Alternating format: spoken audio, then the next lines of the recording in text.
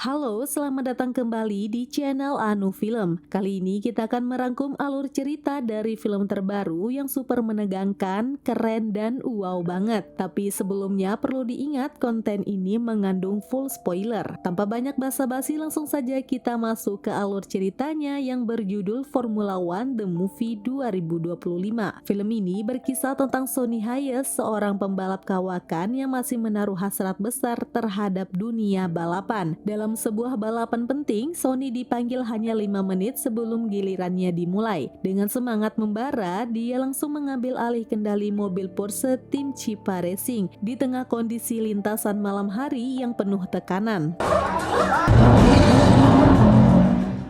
Sonny memang dikenal berani bahkan cenderung nekat seperti tak membawa rem sama sekali. Begitu turun di lintasan, Sonny langsung menekan habis BMW yang memimpin balapan, membuat penonton dan timnya berdebar karena gaya membalapnya yang agresif. Dengan manuver berani di tikungan ketiga, ia berhasil menyalip beberapa posisi sekaligus, meskipun sempat hampir kehilangan kendali dan keluar lintasan ke area rumput, namun berkat pengalamannya Sonny mampu menahan mobil tetap stabil dan akhirnya menyelesaikan tugasnya dengan membawa tim naik ke posisi depan.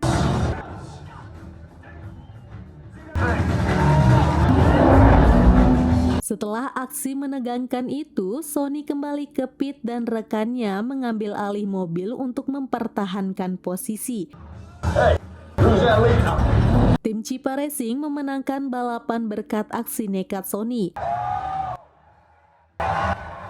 Manajer tim memintanya menyentuh piala kemenangannya, tetapi Sonny menolak karena percaya hal itu akan membawa kesialan dan hanya mau mengambil bonus kemenangannya saja. Manajer tim kemudian terus menawarinya posisi pembalap di tahun berikutnya, tetapi Sonny tetap menolak. Right here next year, let's run it back. Deal's a deal. You want to touch it? Come on. We'll take that bonus check though. Beberapa waktu kemudian, Sonny bertemu dengan Ruben, seorang manajer Formula One yang juga temannya. Ruben tampak putus asa karena tim Formula One miliknya dalam kondisi buruk berada di posisi klasemen terakhir. Bahkan setelah 2,5 musim, timnya belum mencetak satupun poin dan ancaman kehilangan posisinya semakin dekat. Ruben mencoba membujuk Sonny agar mau bergabung ke tim Formula One sebagai pembalap senior dan membantu mengembangkan tim agar bangkit dari jurang kegagalan. Sonny sempat ragu bahkan menolak, tapi Ruben tidak menyerah. Ia menyodorkan tiket pesawat kelas 1 ke London sekaligus kontrak terbuka untuk 1 kursi Formula One. I'm offering you an open seat in Formula One first class. Last place, money you driver. Akhirnya, Sonny datang ke markas tim Formula One yang tengah terpuruk itu. Situasi tim benar-benar kacau. Masalah teknis, tekanan sponsor, dan performa joki mereka, Joshua yang belum konsisten. Kemudian, Ruben memperkenalkan Sonny kepada anggota timnya. Kate, sang direktur teknis, Dora, kepala mekanik, Casper, kepala tim, dan akhirnya Joshua, pembalap muda andalan mereka. Joshua, Dora, our chief mechanic, our technical director. Sonny mulai melakukan tes mobil Formula One, namun beberapa kali ia merasakan mobil kurang stabil. Bahkan saat mencoba manuver di tikungan tajam, ia kehilangan kendali hingga mobilnya terlempar keluar lintasan. Meskipun begitu, Sonny tetap mampu mencatat waktu yang mengesankan, bahkan meraih purple sektor yang menunjukkan kecepatan tertinggi di salah satu sektor lintasan. Hal ini membuat tim kembali menaruh harapan padanya. Well, it's start. Joshua kemudian berbicara dengan ibunya, menumpahkan semua kecemasannya bahwa jika mereka tidak memenangi satu balapan pun, ia bisa kehilangan kursi pembalapnya. Sang ibu berusaha menenangkan meski tak sepenuhnya memahami dunia balap, karena yang ia inginkan hanyalah anaknya tetap kuat. Namun Joshua merasakan tekanan yang luar biasa, apalagi dengan kehadiran Sonny membuat Joshua khawatir akan kehilangan posisinya sebagai pembalap utama. AT. Put your head down. sendiri. Perlu diketahui, Sonny Hayes saat muda pernah dijuluki sebagai salah satu pembalap paling berbakat, namun gagal meraih kejayaan. Karirnya hancur setelah kecelakaan hebat di GP Spanyol yang membuatnya menghilang dari dunia Formula One. Bahkan, ia sempat banting setir menjadi sopir taksi di New York sebelum akhirnya kembali ke dunia balap.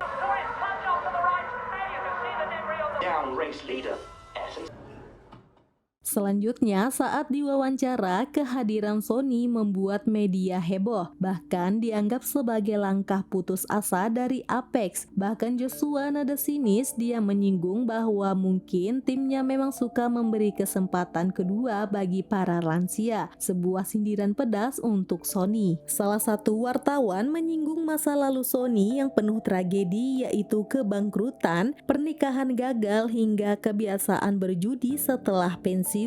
Sonny hanya menanggapi dingin, berusaha tetap tegar menghadapi cibiran itu. Keesokan harinya, Joshua dengan dorongan ibunya terpaksa meminta maaf atas komentar kasarnya. Meski canggung, Sonny menerimanya dengan santai, menegaskan bahwa tak ada dendam pribadi di antara mereka. You're just worried I'm quicker than you. Hi, I'm Sonny. Well, I'm trying to say, I'm sorry. Tibalah akhir pekan balapan di Silverstone GP legendaris Inggris yang bersejarah. Atmosfernya panas, final 5 seri musim balap tersisa, dan setiap balapan bisa jadi penentu hidup dan mati karir mereka. Selanjutnya, drama pun muncul bahkan sebelum start. Sonny kesulitan menghidupkan mobilnya saat formation live karena salah mode start, membuat komentator mentertawakannya. Tetapi dengan sedikit kecerdikan, Sonny memanfaatkan situasi ini untuk memanaskan bannya lalu menutup jarak ke grid dengan ban dan rem yang sudah siap tempur. Kru Apex pun curiga ini sengaja dilakukan Sonny sebagai taktik, dan start pun dimulai.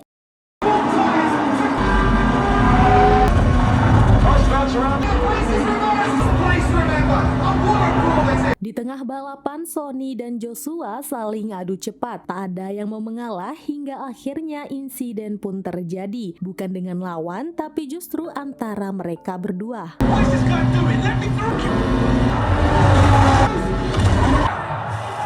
Setelah insiden di lintasan yang memanas, Sonny dan Joshua kembali ke pit dengan hati yang sama-sama terbakar emosi. Sonny merasa kecewa karena harus bersaing ketat dengan rekannya sendiri, padahal seharusnya mereka bersatu demi tim. Sementara Joshua merasa Sonny meremehkannya dan menolak tunduk pada pembalap senior. learn that no one gets past us without a fight. You're an asshole.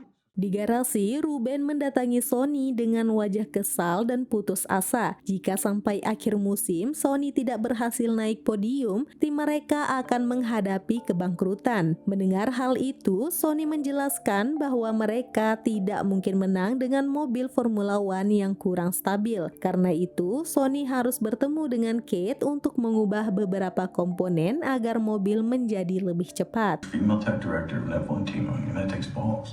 You were cocky, you were arrogant. Kemudian, Sonny mengajak Kate ke sebuah kedai kopi untuk membicarakan beberapa komponen mobil mereka yang perlu diubah agar mobil bisa lebih cepat saat melaju di tikungan. Sonny menyadari bahwa Ferrari, McLaren, dan Red Bull memang sangat cepat di lintasan lurus, tetapi kurang optimal saat memasuki tikungan. Hal itu bisa dimanfaatkan untuk menyalip mereka. Namun, mendengar penjelasan tersebut, Kate tampak kesal dan menolak mengubah desainnya. Ia menegaskan bahwa Formula One bukan sekedar soal ego seorang pembalap, melainkan kerja tim. You want me to redesign? To chase through the dirty air. Formula One is a team sport. It always was. Have a speed on straight line speed. Our shot is battling a Red Bull, Ferrari, Mercedes, Aston. Sebelum Grand Prix di Hongaria dimulai, tim berkumpul untuk mendiskusikan strategi. Mereka membahas rencana plan A, plan B, dan plan C termasuk pilihan ban yang akan digunakan. Plan A adalah strategi dengan ban medium lalu beralih ke hard. Plan B menggunakan kombinasi medium, hard, medium. Sedangkan plan C adalah desain khusus yang dibuat oleh Sonny pada mobil Formula One-nya. Anything else, Professor? Try fast. Saat balapan berlangsung, ban Sony tiba-tiba pecah. Ketua tim Casper segera memerintahkan Sony untuk menggunakan ban hard. Namun Sony bersikeras ingin memakai ban medium, sehingga menjadi sedikit perdebatan di radio tim.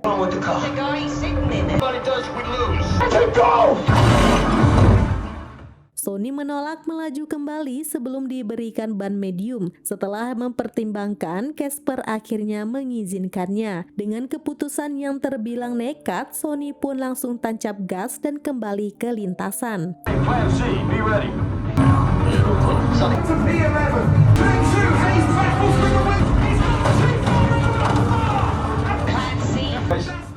Dan benar saja, strategi Plan C yang digunakan oleh Sony berhasil membawa tim mereka finish di posisi ke-10, meraih podium terakhir sekaligus poin pertama mereka musim ini. Hasil tersebut menumbuhkan harapan bagi tim untuk bangkit dan kembali bersaing di kejuaraan. Di balapan selanjutnya, tim Apex berdiskusi tentang strategi. Sony menjelaskan bahwa ia akan menjadi pusat perhatian begitu keluar lintasan, sehingga memberi peluang bagi Joshua untuk mengambil kesempatan memenangi balapan. Namun, cuaca buruk tiba-tiba datang membuat tim menginstruksikan Joshua agar bermain aman dengan tetap bertahan di posisi kedua, ketiga, atau keempat demi keselamatan. B4, we think B2 or B3 are switching to ethers for safety. Sedangkan Sony tepat di depan Verstappen sengaja melambat untuk menghambat laju Red Bull dan Ferrari, membuat Joshua mendapatkan celah. Joshua pun diminta menekan semaksimal mungkin karena inilah kesempatan emasnya untuk meraih kemenangan, dan inilah aksi kencang yang menegangkan.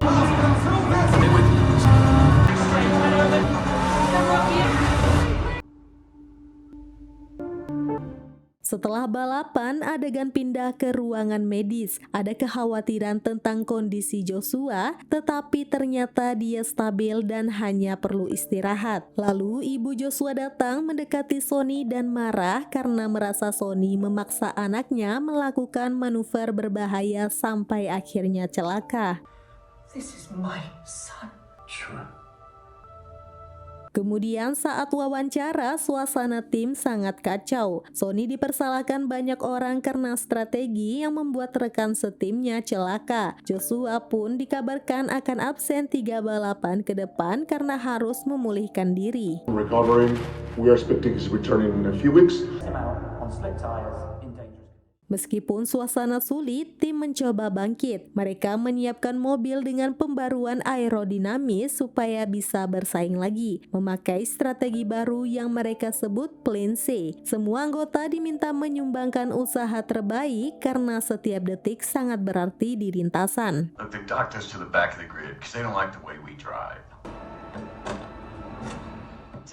Balapan berikutnya berada di Jepang. Sony tampil berani lagi menekan lawan tapi hanya berhasil finish posisi 7. Hasil terbaik tim sejauh ini. Sony terus berusaha meningkatkan performa di beberapa seri lain, termasuk Meksiko, Belgia, dan akhirnya balapan di Las Vegas. Joshua akhirnya pulih dan kembali bergabung dengan timnya. Namun ketika balapan berlangsung, terjadi insiden di mana Sony bertabrakan dengan Joshua. Akibat tabrakan itu, mobil Sony keluar dari lintasan dan tidak bisa melanjutkan balapan.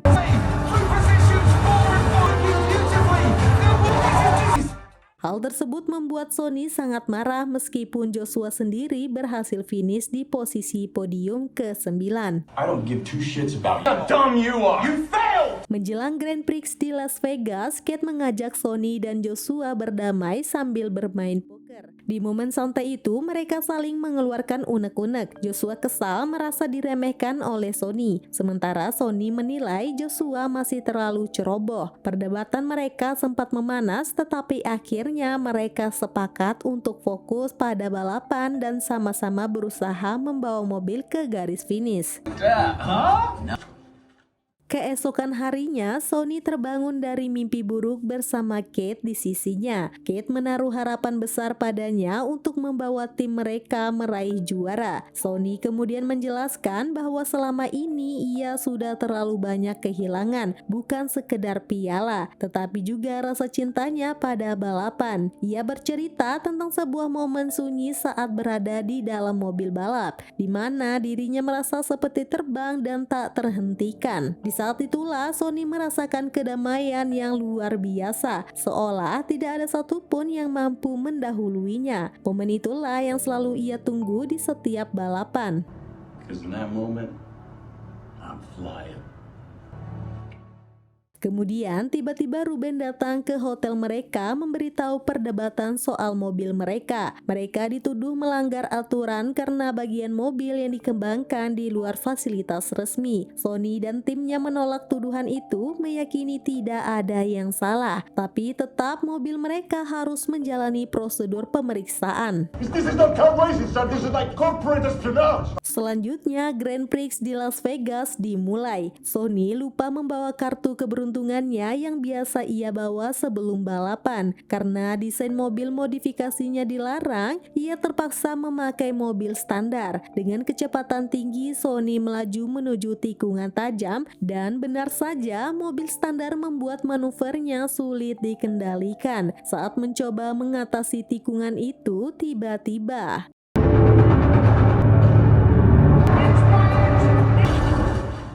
akibat kecelakaan tersebut, cedera lama Sony kembali kambuh. Ia mengalami retakan tulang belakang, memar dan beresiko lumpuh, bahkan kehilangan nyawa. Ruben pun khawatir Sony akan celaka lagi di lintasan sehingga memutuskan untuk mengeluarkannya dari tim Apex GP. Okay, you're off the team. It's not a joke.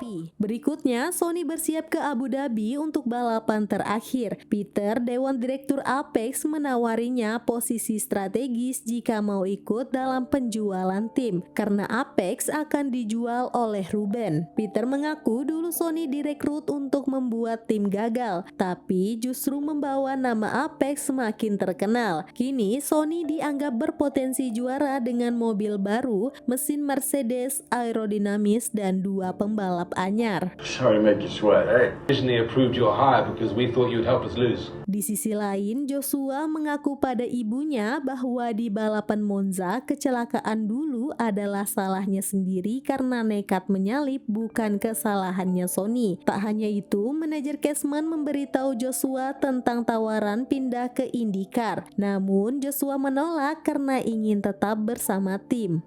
I've got to focus on the race. Menjelang balapan, situasi menjadi kacau setelah dokumen palsu tentang Sony terbongkar oleh FIA, badan resmi yang mengatur aturan, keselamatan, dan legalitas balap dunia termasuk Formula One. Hal ini tentu saja mengancam peluang Sony untuk ikut bertanding. Mendengar kabar itu, Joshua mengajak tim untuk berolahraga agar tetap fokus. Pada momen itu, Ruben teringat kebiasaan Sony yang sering berolahraga bersama tim. Namun tak disangka, Premium economy. dan siapa sangka dokumen yang dikirim ke FIA itu ternyata dipalsukan oleh Peter demi kepentingan bisnisnya sendiri, sehingga ia menjadi pengkhianat bagi tim Apex GP. Meski akhirnya terbukti palsu, Ruben tetap tidak mengizinkan Sony ikut balapan karena sangat khawatir akan keselamatannya. Namun akhirnya setelah Sony berusaha meyakinkannya, Ruben pun memberi izin. My car, you are not racing it. Can if we don't try. Sebelum balapan, Sony memberi emot sindiran kepada Peter dan menyuap wartawan yang sering menyebarkan berita buruk tentangnya agar diam.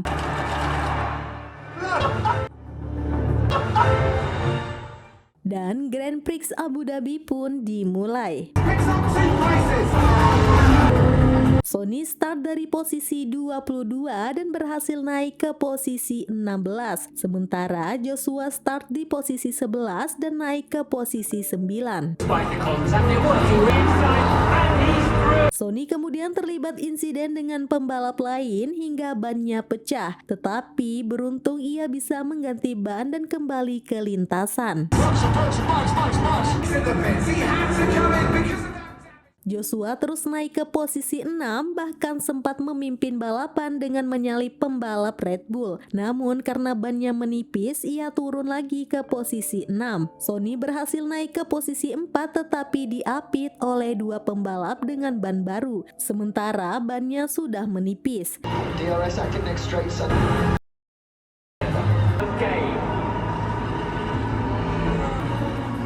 Sonny, you've got the... Sonny, you... Joshua sempat merebut posisi pertama lagi, tapi akhirnya disalip kembali oleh pembalap Red Bull karena bannya menipis. Tak lama kemudian, ban Sony pecah akibat kecelakaan hingga bendera merah dikibarkan karena ada bahaya di lintasan. Situasi ini dimanfaatkan tim untuk memperbaiki mobil Sony yang rusak parah karena mereka masih punya peluang juara. Joshua berada di posisi ketiga, Sony di posisi 4, Red Bull di posisi 2, dan Mercedes memimpin di posisi 1. Tersisa 3 lap sebagai penentu kemenangan bagi Sony dan Joshua. Dan kali ini mari kita saksikan bersama-sama apakah Joshua dan Sony berhasil memenangkan balapan. Gasken!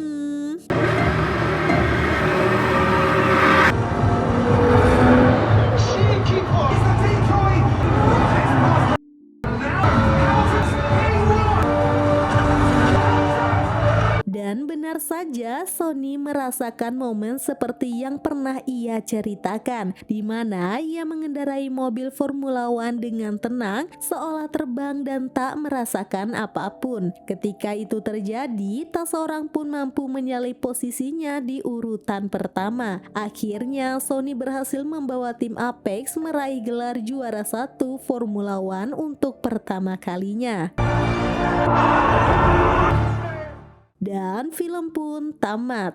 Pokoknya film ini tuh top merkotop banget. Mimin sarankan kalian wajib nonton karena sebagus itu. Saya kasih rating 10/10. Terima kasih telah menonton alur cerita film Formula One The Movie 2025. Jangan lupa like, komen, dan subscribe untuk alur cerita film lainnya. Sampai jumpa di video berikutnya hanya di Anu Film. Bye-bye. Have you ever driven Vaca?